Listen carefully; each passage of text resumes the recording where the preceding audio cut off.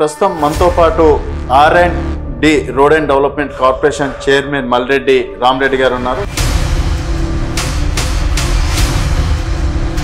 Runner కార్యకర్తలకి రేవంత్ రెడ్డి గారు చాలా పెద్ద పీట ఇస్తున్నారు అని చెప్పేసి, సో అదే రేవంత్ రెడ్డి గారు ఎలక్షన్స్ ముందు ఎవరైతే పార్టీ ఫిరాయింపుదారులు ఉన్నారో వారిని రాళ్లతోటి కొట్టండి, అసెంబ్లీ గేట్ కూడా తాకనివ్వకుండా చేయండి అని చెప్పేసి, మరి అదే రేవంత్ రెడ్డి గారు ఈరోజు దాదాపు 7 మంది ఎమ్మెల్యేలని 6 మంది ఎమ్మెల్సీలని రాత్రికి 12 గంటలు 1 గంటల టైంలో జాయిన్ చేసుకోవడం, ఒక ముఖ్యమంత్రి అయి ఉండి ఎమ్మెల్యేల ఇంటికి వెళ్ళి మరి వారిని ఆహ్వానించడం అనేది జరుగుతుంది.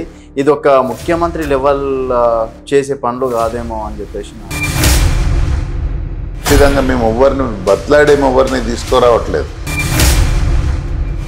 వాళ్ళ అభివృద్ధి గురించో లేకపోతే కేసీఆర్ మాటలు నచ్చకనో అందులోకనే వస్తున్నాడు. ఇంకా బీఆర్ఎస్కు మళ్ళీ ఫ్యూచర్ లేననేది.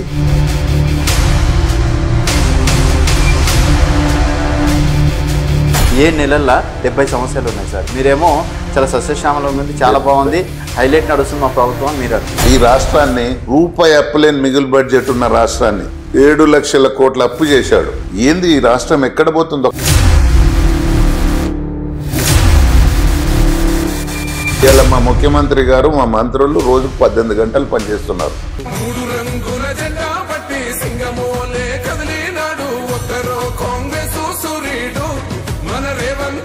కేసీఆర్ 18 గంటలు ఇచ్చిపెట్టి ఒక 8 గంటలన్న పనిచేసిండ ఈ రాష్ట్రం గురించి. వచ్చి రాజభోగాలు అన్వయించుకుంటా ఒక ఫామ్ హౌస్లో వండుకునే